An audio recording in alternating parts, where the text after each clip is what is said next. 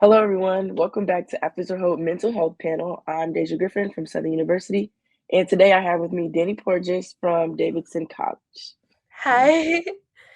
How are you doing today? I'm doing great. How are you? I'm doing very well. It's very sunny here in Louisiana, so tell me a little bit about yourself. I am a junior on the women's tennis team at Davidson College, and I am a psychology major on the pre-med Okay. track, and yeah. So I am a senior at Southern University in Louisiana, all the way bottom of the map. Well, not the bottom of the map, but bottom of the United States. And I'm also a psychology major. I have one more semester left in school after this one. You said you're pre-med, so what do you want to do after you Um, graduate? I would love to go to medical school if I get in. But I'm also open to other like pre-health things, and I'm trying to keep an open mind, but hopefully med Yeah. school. Okay, that's cool. I want to study. I want my doctorates in clinical psych. So, fingers crossed. Those are my plans after college is to go and pursue my PhD. So, as you know, this panel is really just about mental health and how it impacts you, how you feel about it, where you think we should be as a sports community, as well as just like a community supporting. So, what, in your words, what does mental health mean to you?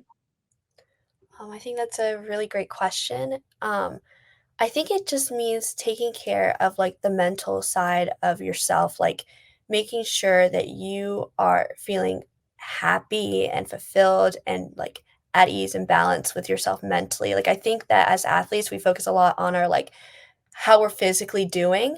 Like we take care of our bodies, we go to the training room and we go stretch and do all these things, but we never really think about like how we care for ourselves mentally and get ourselves to show up mentally each day. I would agree with that. I think that, like you said, like it's very easy for us to continue to fall into the habit of taking care of our bodies, and we don't often think about, how we're doing on the flip side of things. Um, I tell a lot of like my friends as well as I think the last panel that I did. Um, I always talk about like the neck up. So we understand what to do from the neck down because that's what we've been trained to do our entire lives.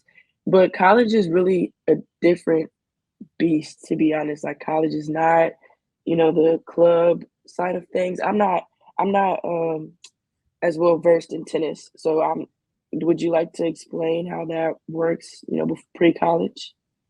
With pre-college, like junior tennis or like in general, like Like how I felt before. I know some high schools, or I'm not sure. I know in the United States, I know some high schools um have like tennis in high school. I went to a college we didn't have, or not a college. I went to a high school we didn't have like mainstream sports, so we didn't have soccer, but we did have tennis. So is there like, did you play high school tennis? Did you play club tennis? Or a yeah. I did play high school tennis. I played for NSU University School, which is just a high school in Florida. Playing in high school, it's a little bit different. Like we have the structured schedule, and we still have the structured schedule in college, but honestly, it's not as easy of a transition as most people would think it is because college is just a lot at once. Like you're kind of on your own. You're not with your parents. You're with tons of people from tons of different places, and so I think it's kind of hard sometimes finding that balance between environment and yourself as you transition to that new chapter of life. Do you think that there should be like a space or some type of programming to help student athletes make that transition from high school to college sports? Oh, I 100% think so. I think it's really hard to not get caught up in like the different things that college throws at you. Like you're in a new environment, new classes, new team, new coaches, and it's like really tough to navigate. So I think having something like that would be very helpful. So I don't know if you've seen like the post on Instagram, but NCAA, well, no. I don't think NCAA posted it actually. There was an Instagram post that came out that said, suicide was the like either became number one or it was number two for reasons why athletes, um, were dying.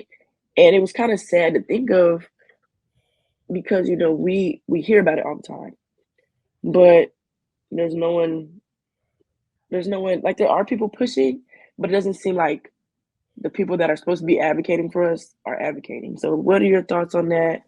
Um, how do you feel about it? What is going on at Davidson College to address issues like that?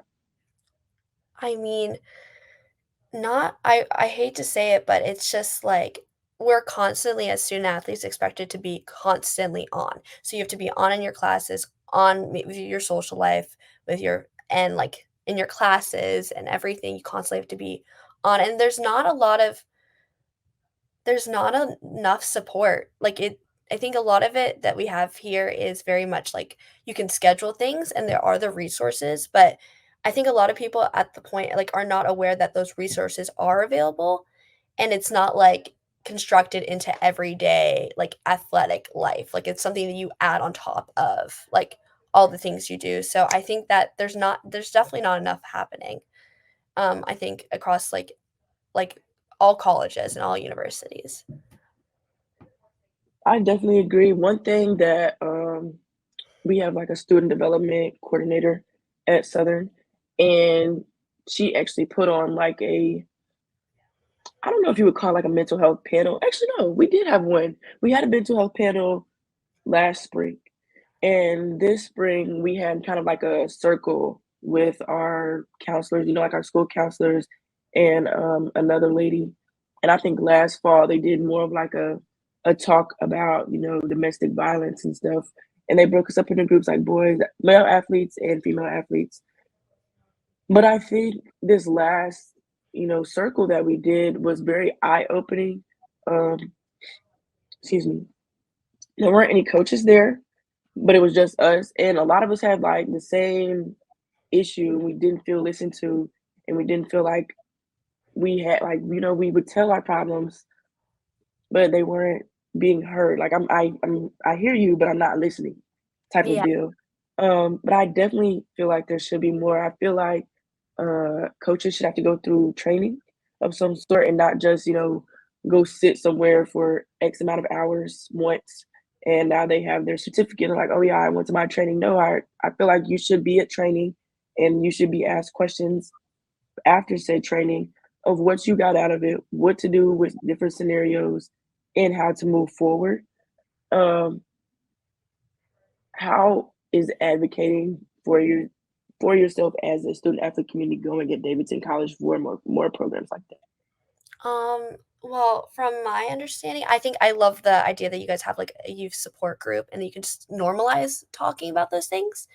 And I don't think we have one of those. And I think it would be really like I think that's such a great thing. So you normalize like those tough conversations and what you're going through in a sense. And so you don't feel as like, oh, I'm not as alone as I thought I was in this, which I think is really great. But um yeah, I'm really not sure as far as that. Like, I think that there should be more if like, I think it's like, I think that if I don't really know of like a top of my head, I feel like that we should have more then because I'm an athlete and I think that we should know about the resources truly on campus. But I think from our standing, we do have access to psychologists and things like that. But there's not enough like normalizing of what people are going through. There's a lot of like having to put up a front and like seem like everyone has everything planned out, which is not necessarily true.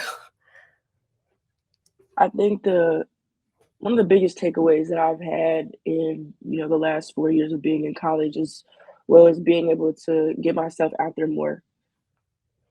I've learned well, it's not even that I've learned, but every day I realize more and more just how wrong people are in their thoughts about athletes.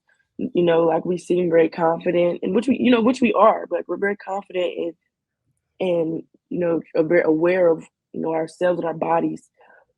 But at the same time, a lot of us struggle with anxiety, and a lot of us deal with those moments of doubts and fear. And so I always say, athletes are humans too. Like, and I have a T-shirt. I got it from a company not too long ago, but it's like athletes are human too. And as much as we seem superhuman, we're really not. Like, we still feel our emotions to the top of the brim of the cup. But I just think a lot of the stereotypes that people have about athletes, especially with a lot of the things that are going on now with NIL and just how social media pushes things.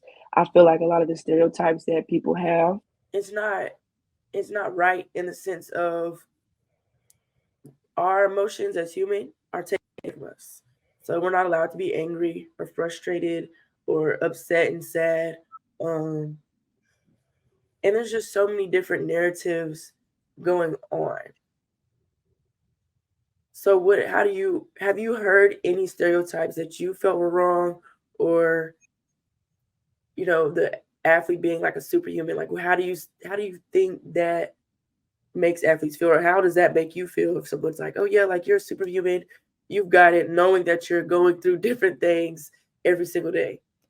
Um, I hear 2 things with that. I think that personally, in my experience and at Davidson, I haven't heard, like I feel like it's very much, like I don't know, I feel confident that and, like, proud of myself in a sense that, like, I work really hard and, like, like, I show up every day, but at the same time, it's like, when you hear those things, it's like, "Oh, you don't wanna let people down, and you gotta keep up the same 100%," and, sometimes you just get tired, like, you can't do everything all at once, all the time, and that's completely normal, and I think when sometimes, like, I think it's good to get, like, that recognition because it's like, yes, like, you should be proud of yourself, but it's also, like, that pressure comes with it too, in a sense.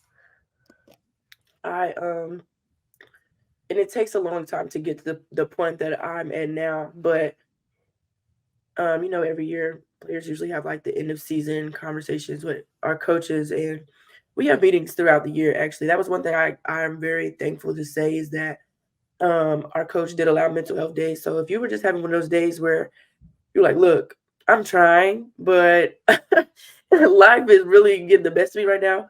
Um, he was very lenient and he was flexible. And he wanted to work through those issues. So if you don't think that you were able to give 100% at practice, he wanted us to be honest. If 80% was what you could give and you can give us all of your 80, give us all of your 80. And so as a team, we made it normal for us. Like if I can only give 80% and that's all I can give you, maybe today someone else is feeling like they can give 120 to pick up, my 80, my other 20 that I'm lacking. But having that space and having that bond as a team is something that not everybody has. You know what I'm saying? Like football teams are huge. And in these last couple of years I've realized how big baseball teams are.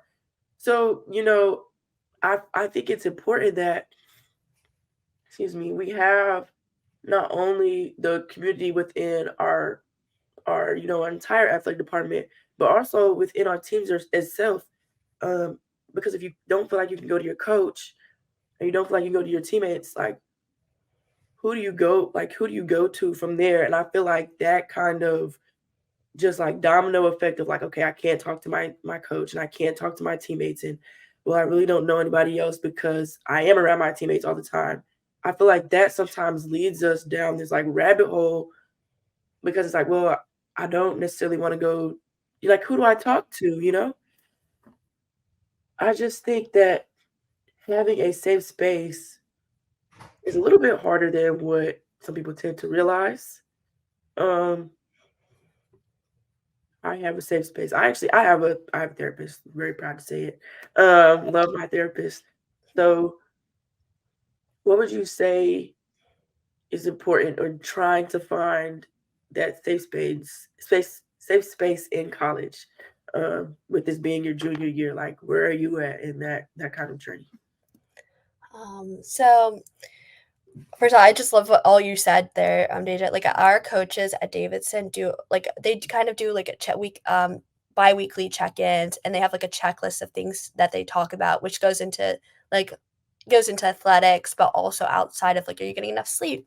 Are you taking well? How's your mental health? Like things like that. And they open up those conversations, which is really great. And I think is so necessary to be able to know that you have someone checking in on you. In terms of a support system, um, I think that and finding a support system, so I can just unpack my own first, and then I'll talk about finding like what I've done so far. So I feel very lucky with my support system at Davidson. Like it's a very small community, so you do run into the same people all the time. So it's like I see people in my classes, and I have them, and then I have my close friends outside of my tennis team, and then I have my team, which I love, and my coaches are great. So I feel like I've been so lucky in that. But I think the big thing about college is just kind of like I think you sometimes like it's kind of just putting yourself like out there to new experiences and meeting people outside of like your like bi-weekly regimen, if that makes sense. Like I think it's important for yourself to like have like in addition to who you are as an athlete and what you do in athletics, finding something that you love doing and people you love spending time with that's outside of that bubble. And I think that really comes into play and time. And then also like seeking out resources too. I also do have a therapist who I love and I'm very thankful for. And I think that sometimes like where I feel I don't know if I want to rant to my support system about this, I know that I can talk to a professional and they can give me advice and that helps me. So there's multiple things that come into play with that. Something that was important that you said there was, having the friends outside of the athletic bubble. And I think that's something that we kind of lose as we go from high school to college because, like even if we do play school sports, we're at school. And so there's hundreds of kids there with us that we're also talking to that don't play sports. But when we get to college, you know, it's nerve-wracking thinking like, okay, there's hundreds to thousands of people here that I don't know. And it's difficult because it's like, okay, I can talk to my teammates because well, I see them every day. For the next 3 to 4 years, like I'll see them. So, it's important that as athletes we make friends inside of our major, that we make friends inside of our classes. And like you said, put ourselves out there. We just had yesterday actually we had a fashion week or fashion show. And it was fashion week at school and they had panels and um I used to play band in high school. Was in the symphony orchestra. I played the flute. Wow. And so our band had a concert. I haven't been to a band concert in so long and I was super excited. And some of my athlete friends were like, "You used to play in the band?" Like, I didn't know that. I'm like, "Yeah, of course you didn't know." Like, I just play soccer now. Yesterday at school, we had a fashion show, and there was a band concert as well. So here we have the human jukebox, but we also have like fashion majors. And so one of my former teammates she is a fashion major, and so she was having she had like some of her clothes that she designed.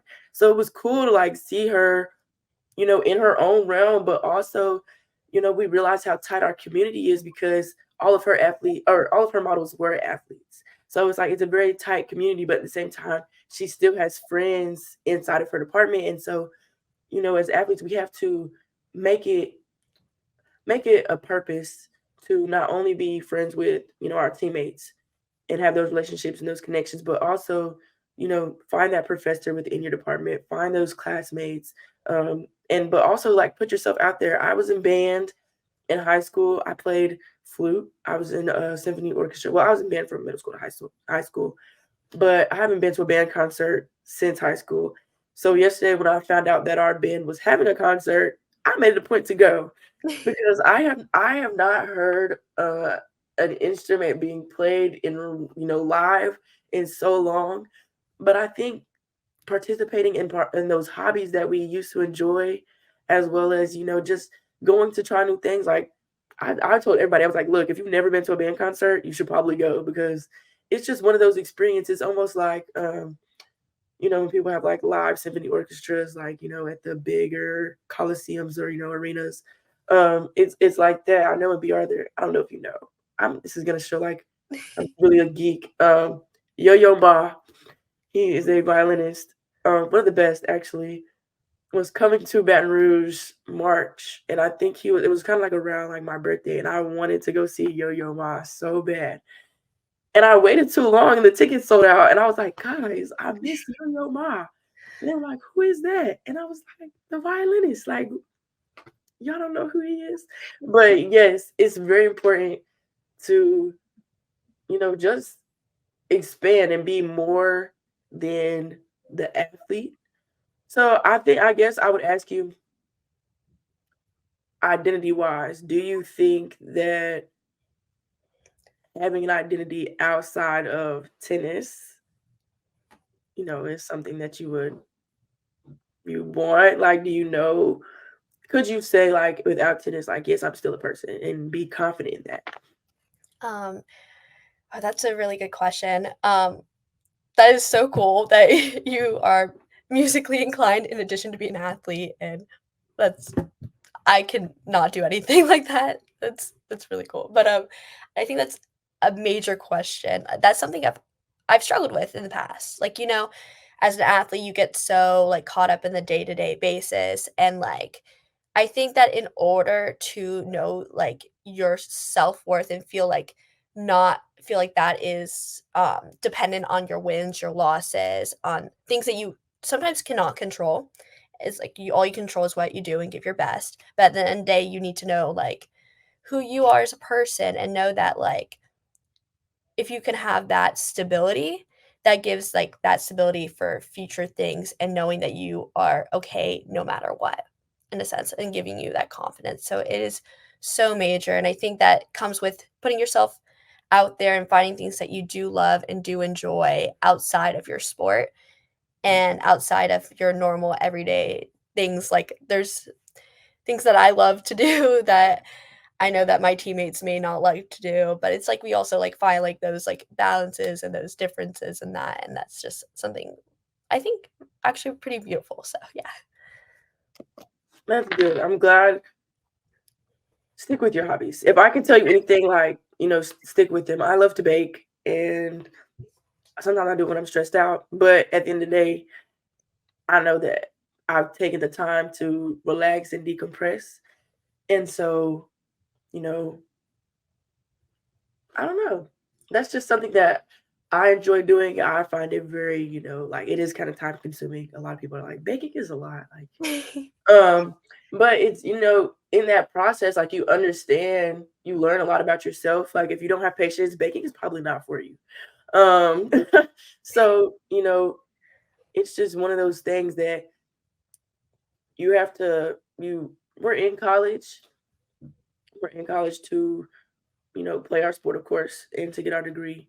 But at the same time, I feel like when we are depending, I don't, to me, it doesn't matter if you're 5 minutes down the road from home, or in my case, if you're 9 hours from home, or if you're from another country and you're an international student, regardless of where you are, while you're in college, you're figuring out who you are, what you like, what you don't like, and you're going through life, and you have to figure out how to deal with life without your parents. Um, what is a piece of advice that you would give to yourself before you started college? It could be tied to mental health, or it could just be like in general. Um, a piece of advice that I would give myself in college is I think that like I think also something like I struggled with in college, which I think almost every freshman in college struggles with, is like you feel like you have to do everything. So it's like you have to go to that social event, you have to go to all these different things on top of your academics, your school, and like it's like I think that I wish I just taken a step back and been like, do I really want to do this right now? Like, would I be happier if I just stayed in and took care of myself and put on my favorite show, or if I like went to go try that new restaurant. You know what I'm saying? Like I think that like I feel like I just didn't think and prioritize myself. I was so focused on like what everyone else wanted me to do and like what I need to do to stay consistent and whatever I was doing. And I think that that's something I wish I did. I wish I listened to myself a little bit more and been like, listen to what I needed. And sometimes I just needed a nap. It's like things like that.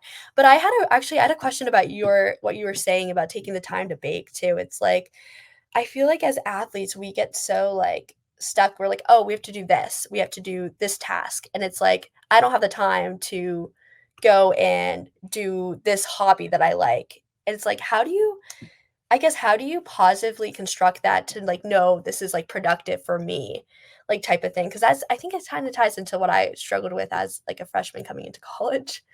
So I'm going to give praise to my mother here, my mother and my father, because they sent me to a STEM school for high school. So I'm from Tennessee, from Knoxville, Tennessee. I went to L&N STEM Academy, shout out to the Griffins. Um, and so the way our schedule was structured that entire year, we took 8 classes. So we took, 4 one day, we had blocks, and then, every other day. And what our teachers and our principal told us was like, "You're gonna fail." And we were like, "What are you? Hold on now, like, what are you talking about?" And they also told us that this was probably the closest we were going to get to college in a high school setting, in the sense of you had assignments due like every other day, but the reality was you had an assignment due probably the next week, um, or maybe you had like a reading due for the next class. Like that was the type of thing that they really promoted. And so in that, I'm like, dang, I have 8 classes. Like, I got to figure out, I got to do all the homework for everybody. Um, but the reality of it was like, my teachers understood, like, we're in high school and we're still learning because in college, you're only taking 4 classes, or maybe you're taking 5 or 6, depending on, your load, how many hours you're taking. But at the end of the day, if you only meet in that class twice a week on Tuesdays and Thursdays, and your next assignment isn't due till next Tuesday, you have to figure out when you're going to do that. So in college, I made it a very important part of my life to stick to my schedule.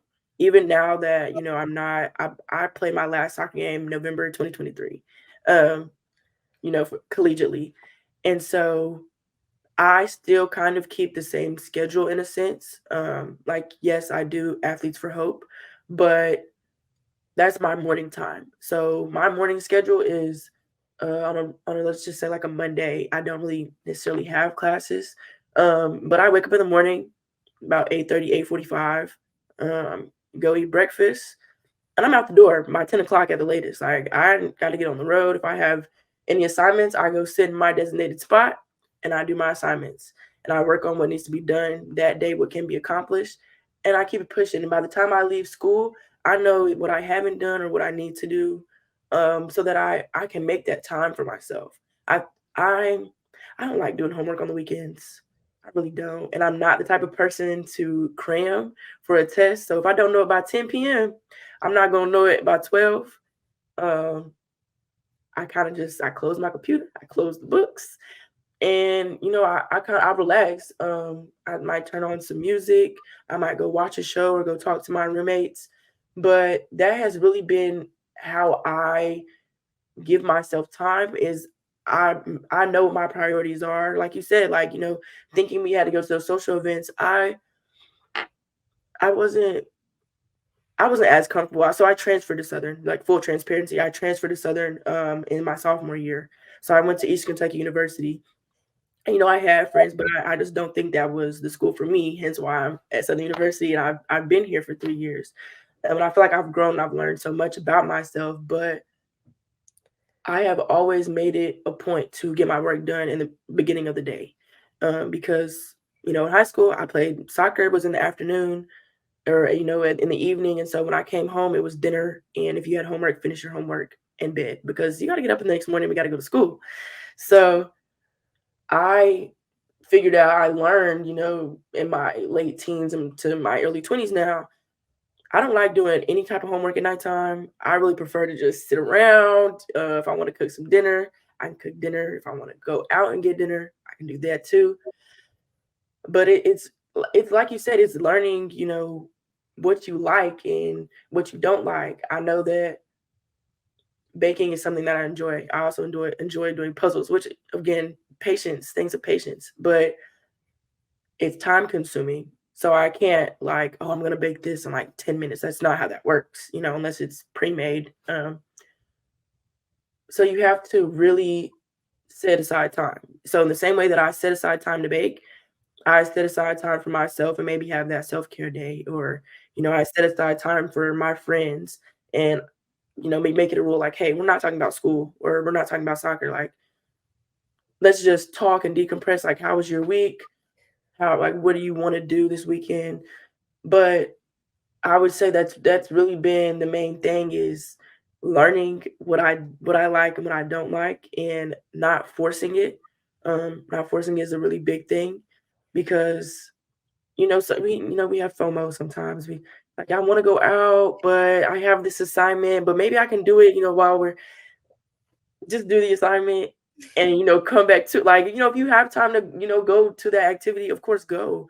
But otherwise it's not gonna make or break you. Friends understand, well, a true friend understands that we're in college and we don't have time to do all the things. Same thing with our sport. We don't have time to do all the things. I cannot make my coach happy and my teammate and myself. Like somebody's gonna be upset. Somebody is going to be upset. So, you know, it's finding that balance and I truly believe like, you'll figure out your schedule if you like morning, if you like, the afternoon. I don't like being up at 6:30 in the morning. I don't, I like the early mornings. But, 8:30, having that structure has really helped me continue to be successful in my college life. Yeah, I think it's amazing. It's definitely so important to, like, have a clear cut schedule of, like, what you need to do and then try to, like, fit, like, what you want through that. So I think that's also made such a big difference for me. Okay, so my last question that I have to ask you is if you could give any piece of advice to an incoming freshman and talk to them about the importance of taking care of their mental health, what would it be? I would say well, I would just reassure them, like, it is so important, like, to take care of yourself, like, mentally because at the end of the day, like, everything adds up, and if you might not feel like you feel like you might be fine later, if you don't, like, address it right away, it all builds up and it all adds up, so it's just, like, taking the time right away to take that break, to go seek some help or go talk to a peer, I think is so important, and I think it's easy to get lost in the day-to-day grind of being a student athlete, but it's also so important to take care of yourself and take the time to do that. That was beautiful. I don't know what I would say. Um, I think I would address, like I think you would too. I would address both male and female athletes, but especially males. Like it's okay to be vulnerable. It's okay to cry and be upset and scream and have a bad day because we're humans. At the end of the day, we're people. We happen to be blessed to have the opportunity to play a sport at whatever level we're blessed to play at. A lot of people don't make it this far, so take advantage of it. Thank you to everyone that tuned in today. Thank you for taking time to listen to this conversation and be in this conversation with me and Miss Dani Porges from Davidson College. I hope you all have a great rest of the day.